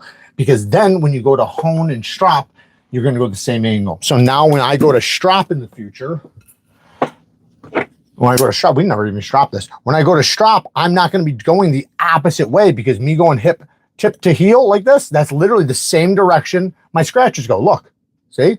Same direction, right? At an angle. So now my scratches or my serrations will be much easier to tune up. They'll be much easier to clean out. They'll be much easier. I'm not crisscrossing my serrations. Think about like a serrated blade that has really big serrations and trying to drag them sideways across something. It's going to hurt them more than anything. So this will benefit you in sharpening and honing and everything, just knowing the direction your scratch is going. And then when you look at them, you'll know, okay, that looks good. I can see they're all running at an angle here, just so you can look at them. Look at them really good. You can see, hopefully you guys can see, they're all running at an angle. I'll try to move it a little bit.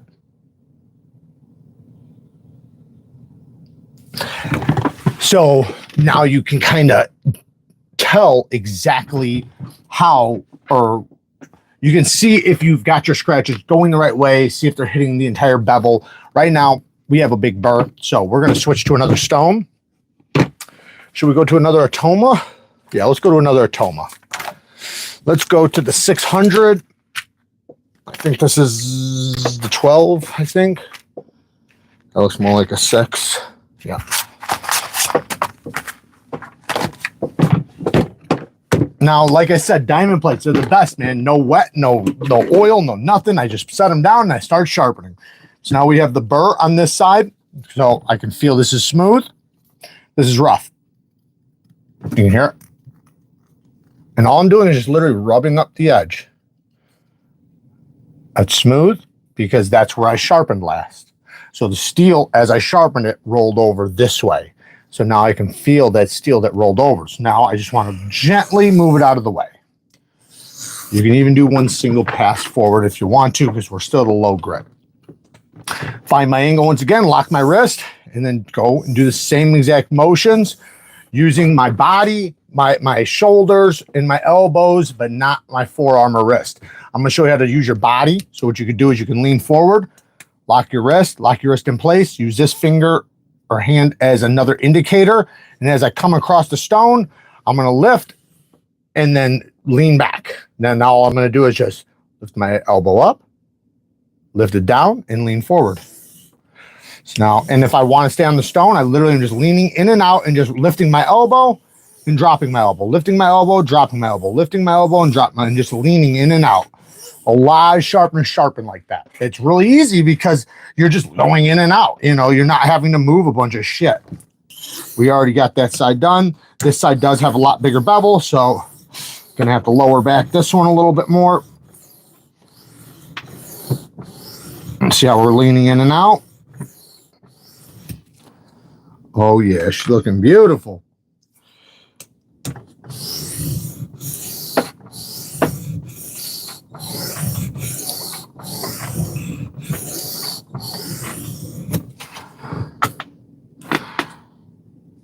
Now she's matching a little bit.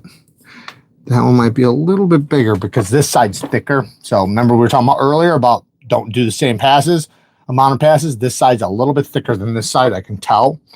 So what we're going to do is we're going to spend just a little bit more time on this. And then what I'm going to do is I'm going to go back to this side and I'm just going to slightly raise my angle. So what I'm going to do is I'm just going to ever so slightly. This is so subtle. I'll be able to even it up on the other side because I'm not raising it enough to where you guys will even be able to tell, just enough that my angle is going to change on my bevel and I'll be able to cut the other side off, you know, when I flip over. I know that probably didn't make sense, but it will.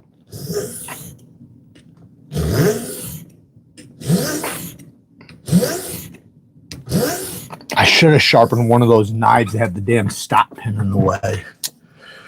I use ultra sharp diamond plates. Yep, those are great. I pulled out some just in case if people wanted to talk about them.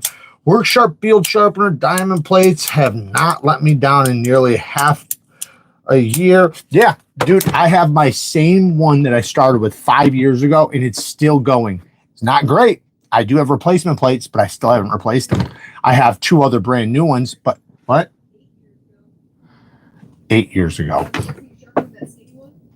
No, that was the Lansky. No, the WorkSharp. So yeah, it's been like 5 years, but I don't remember. I have a video on it, so however old the video is.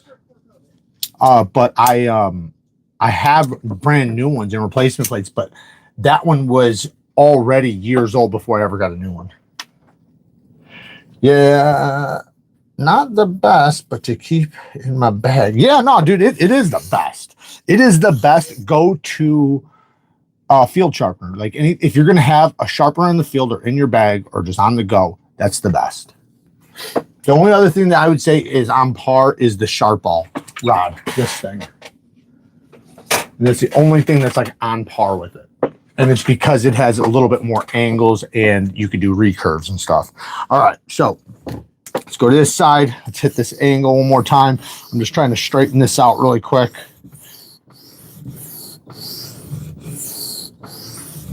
Ooh, don't do that. I'm applying a lot of pressure right now, trying to make this grind pretty quickly, trying to even this up with the other. Man, that bevel looks so good, though. Look at those scratches. Tell me that don't look damn good.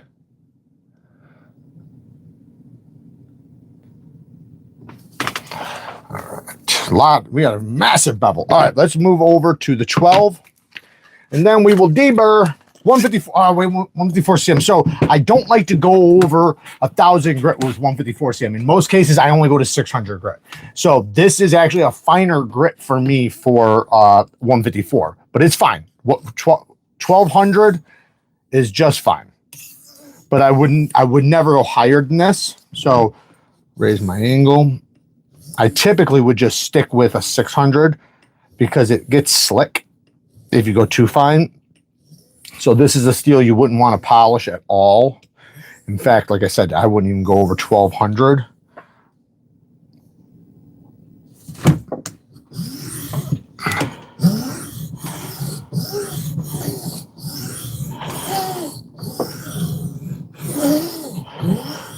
Here, I think sounds like a zipper, because these are using diamond clusters. It's not just diamonds spread across the surface. I mean, it is, but they're in an even cluster, and they're like little pyramids. They're little clusters of diamonds. Okay, I got to lower back my angle a little bit.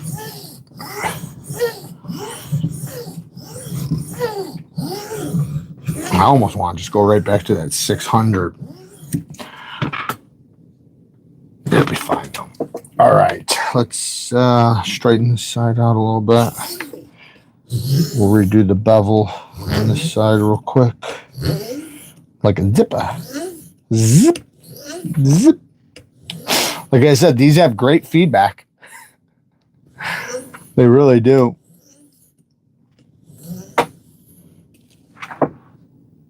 Perfect. All right, now I'm going to knock the burr off. But I'm only going to use this one gently. So what I'm going to do is I'm going to fatigue it just a little bit on this one. So what I'm doing is I'm starting from tip to heel, just like stropping, but I'm not using no pressure at all. Like literally not even the weight of the blade. All I want is the apex, because right now we just developed the burr, right? We have our final burr. So our burr is on the edge. Right now it's on this side, so we're going to flip it back over to this side. It was just on this side. I went like that, it flipped over to this side. Went like that, now flipped over. It's going to flip back and forth. We're going to do that very gently, though, because the stone, the burr is very fragile. It does not take anything to knock it over. Your fingers will almost do it, but a lot of times it won't. But just having just the apex touch the stone will flip it over. So you don't need to put pressure, and if you put pressure, you're going to fuck up your serrations. You have your serrations the way you want. Right now, you need to remove the burr to reveal the serrated blade. So you have a serrated edge underneath a burr right now. The burr is over the top of it. And so it's like this. And what you want to do is you want to take the part of my fingers that are hanging over the apex right now and bend them back and forth like a paper clip until it snaps off. And when it snaps off, it's going to reveal an apex. But it's very delicate, but it's also tough. So just like a paper clip, if you bend it back and forth enough, it's just going to snap. That's what you're trying to do. You want it to snap on its own more so than just tear off. So what we're going to do is we already fatigued it really well. Now we have a finer grit stone. I'm just going to wetten it just because it likes to be wet. And I'm going to very gently do forward passes. This is super gentle. Well, actually, we're going to do a reverse pass and then a forward pass because I felt my burr snag the stone. If you go to a forward and you feel the burr snag, do a reverse pass multiple times. And then do a forward pass. Like I said, little to no pressure. You can add a tiny, tiny bit of pressure if you need to. Like if you're adding too little, but your goal is not to change the scratch pattern right now. It's literally just to snag the burr. So in many cases, you can even hold a little bit of a higher angle than what you're sharpening because, like I said, your goal isn't to hit the entire bevel. Your goal is to snag the burr. Now, too high of an angle will roll your apex. So don't go trying to do this across the stone. Like say this is my angle that I sharpened. I'm going to go just a little tiny bit higher. And I'm going to just keep fatiguing it back and forth. This one's being a little bit pesky, it feels like. A little bit pesky. That's all right. What? Okay. We are... Yeah, I still feel a little bit. I think the strop will get that, though. Let's try to get the strop. So right now, shout out to... I want to use a new strop really quick. So I have this stropping compound. Can I have new stuff? Did he make some? I don't think so. Okay, so these strops are strops from Outdoors 55. If you guys want to get some really good strops, he's got some strops. It is a little bit more the furry side. I do like the flesh side a little bit more, but I have some stropping compound. Where the hell is it? From WorkSharp I was going to use. Can't remember what I did with it now. I think I might have it in my WorkSharp box. I might not be able to use it. So I'm going to use this other stuff. So I'm just going to use this for right now. So this is stroppy stuff. This is my stuff that's at my store. But I should have got the spray. Yeah, this stuff actually spreads on these actually just fine. I thought this was going to soak really fast. So actually, no, these are just fine. I don't mind this one for the suede side. Normally, the suede side just soaks right in and it just sucks because it never because like on the flesh side, it allows you to spread it across it and you can evenly spread it. This one allowed me to do that. This feels like a good strap. So let that dry. Should be just about dry because stroppy stuff is awesome. It dries pretty much immediately. And what I'm going to do is I'm going to start with the tip. Ooh, you can already see it. Look at that. See that? You can already see that's some of the burr. And now I'm not trying to really refine this. So sometimes you strop to just remove burr particles. Sometimes you strop to refine your edge. Right now, I'm just trying to clean all the debris off of my serrations. My serrations are what gives me the bite on my edge. My edge angle gives me the sharpness. This is my sharpness. The serrations are my bite.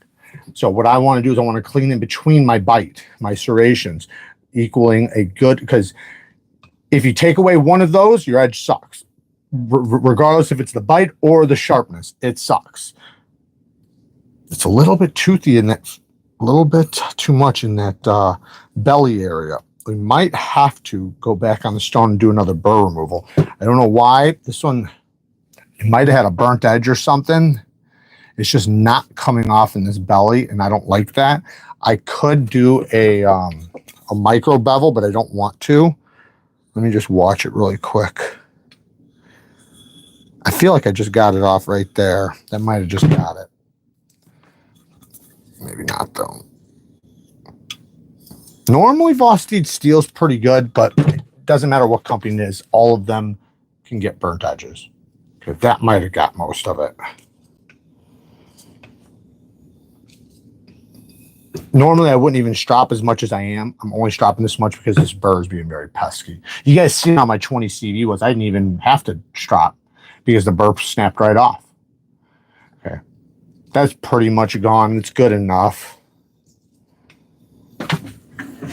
But I definitely want to put another edge on it pretty soon. I don't think this is going to be one that holds up for very long, because it's just too, the burr just gave me too much of an issue. So that's something I'm gonna have to deal with later. I'll use it until it goes dull and then sharpen it again. Most likely, if there's not a problem with the steel or the heat treatment, it's probably just a burnt edge, meaning when they sharpened it on the factory, they heated up the edge too much, and now that steel at the edge is burnt, so you just got to remove some steel and then get into some good stuff.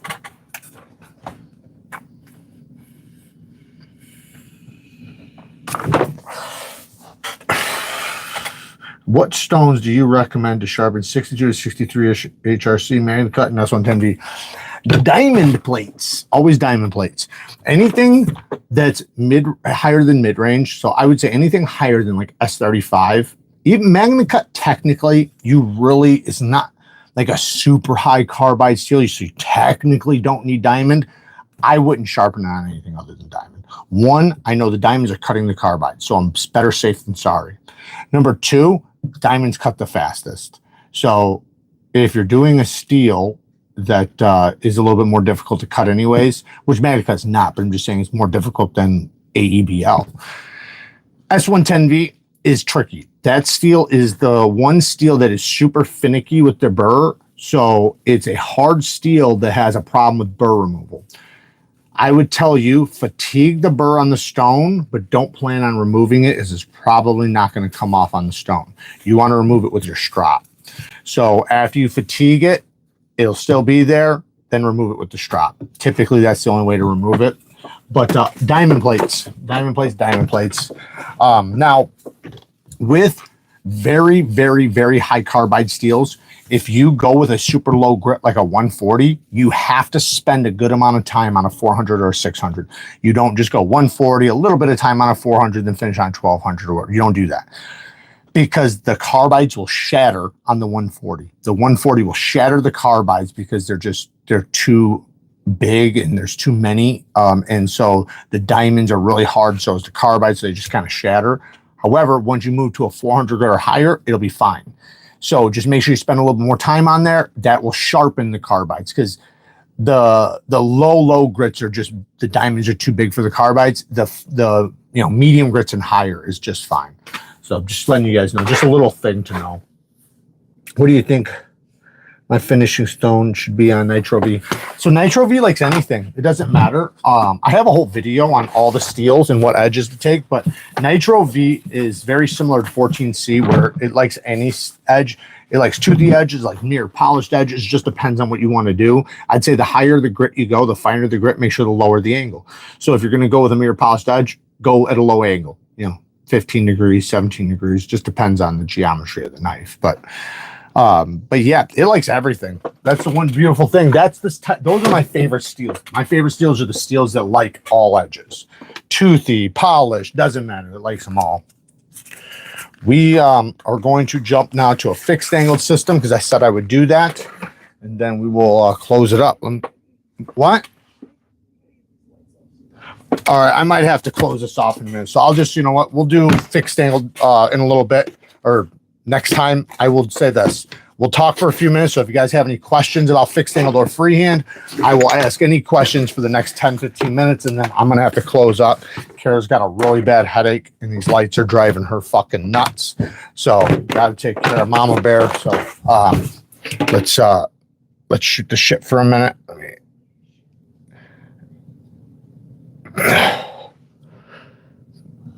All right. So any questions?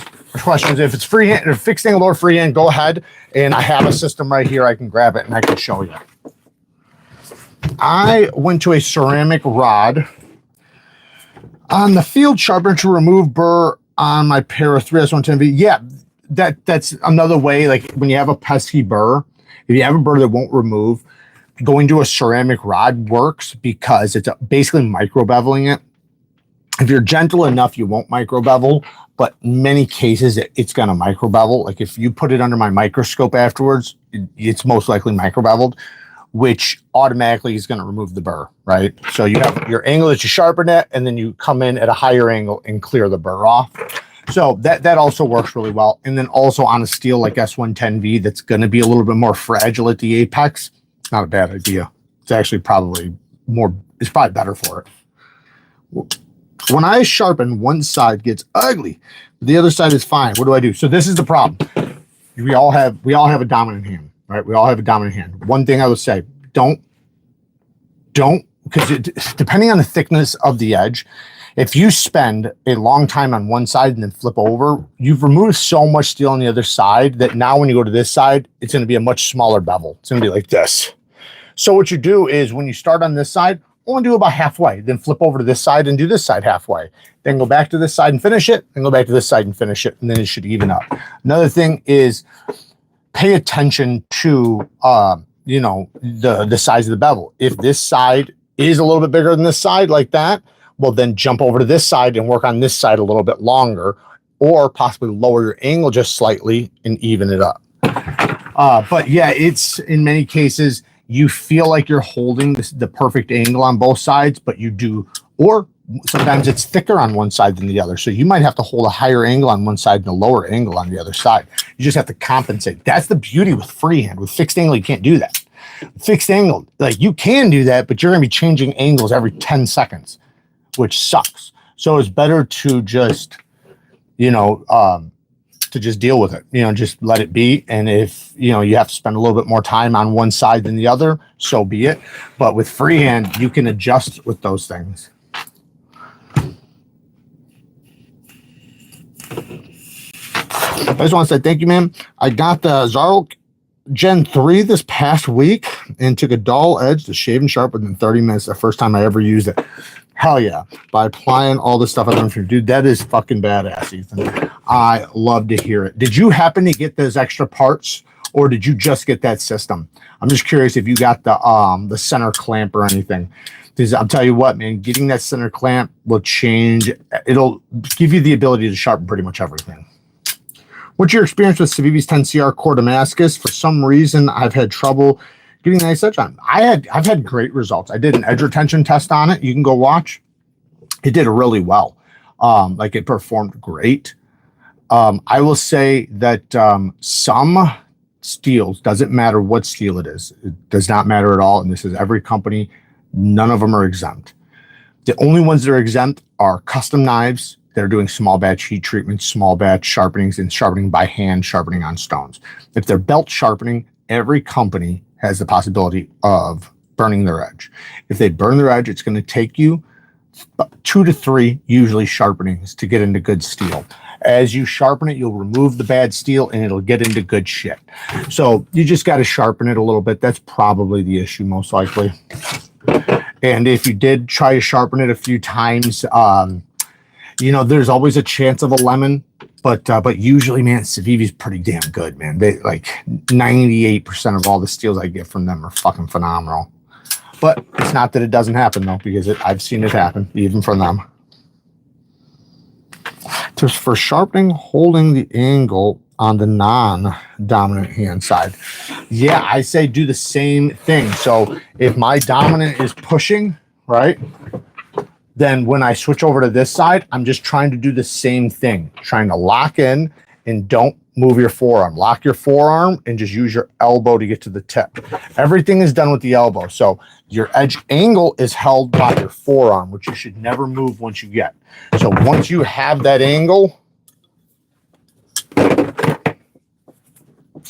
once you have the angle, right, in order for me to get that tip now, I just lift my elbow, right? So as I'm coming across the stone, I just lift my elbow. I don't want to move my wrist, because if I move my wrist, watch what happens. I just literally lowered the spine. If you lower this part, the spine, that means it's a lower angle. So that means right now I just made a big ass bevel at the tip and a small bevel back here. You want to keep it nice and even. So like I said, just lock your wrist, lock your forearm. So if you're going back this way, same thing. Lock your wrist, lock your forearm, and as you come across the stone, lift your elbow. Now with something like this with such a big belly, you might want to come straight across like this, because it is a very big belly, but you can get it all the same. And sometimes with big ass bellies like this, you might have to go like this and then get to there and then just dip your wrist like that. But it's very subtle. It's like that. But I'm used to doing it, so I know how to go like this and then go right back to true.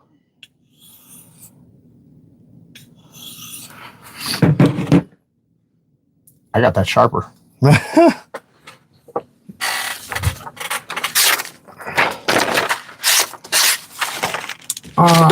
Okay, thank you. The knife is only on its first sharpen. Yeah, probably just need a couple sharpenings. Just try to remove a good amount of steel with your next sharpening and use a low grit. Start with a very coarse stone, the coarsest stone you can. I recommend between 100 and 300 grit for your first stone. That will make sure you sharpen even faster and remove less steel. It's okay. It's okay, Gabe. We don't care that you're gay. It's all right. We're welcoming here. We might bash you a little bit and tease you, but it's all love, brother. Also got the Klein angle finder on the way. Had to use the old Sharpie the edge to get close as possible to the original angle. Yeah, don't worry about getting the exact angle. Getting close is fine. So technically, you usually don't want the same angle, because then you're not going to get it sharper than what it was. You usually want to get a little bit of a lower angle, so you want a bigger bevel. But let's say you do want it close. Just get it close. You're removing steel anyway, so it's not going to change anything. Like you having, like, let's say it's a 20-degree angle, and let's say you do a 22. Not much is going to be different. You're going to remove the same amount of steel, basically. You're still removing steel. So it's not going to matter. If you're a little higher or a little bit lower, it's not going to matter. What matters is, like, say, if you go from, like, say, a 30-degree bevel to 15 degrees, now you're talking about a serious amount of work, especially if it's a thick edge. Thicker the edge, the longer it'll take. When you are collaborating with WorkSharp to make, when am I collaborating with WorkSharp to make? I don't know. We've talked about it. I did have some things planned. I never completely gave them my my drawings or anything, so we'll see what happens. We might just try to find a manufacturer ourselves, because I do have a few different things I want to do. Do I have a code for Caviso? No, I don't. If I have any codes, it's always linked down. How close do you think you get between sides within 1 degree. Yeah, I'm usually pretty accurate because it's not even about the if I'm freehand doing it, it's not even about whether or not the angle is the exact same. It's how close the bevel is, because I could have both 17 degrees perfectly and the bevels not be the right size because the thickness on this side is thicker. So the grind on this side's thicker than this side. So this side 17, this side 17, but this side has a smaller bevel and this side has a bigger bevel because it's thicker. So the point is to make it as even as possible. So you might have to adjust. So I might have to do, say, a 18 degree bevel on this side and a 17 degree on this side, but you wouldn't notice. It'd look identical. Hey, Jared, is your inmate DLC on the handle both? Yeah, it's both handle and blade and then blasted. So what they do is they coat it all DLC and then they blast it. And that's why you get this gray finish. I think it's a glass blast. I think that's why it's so soft and so smooth. It is really nice, man. Like, even just the smoothness is incredible. All right, guys, I'm going to get out of here. I love you guys. Work hard, stay tough. Till next time. Peace.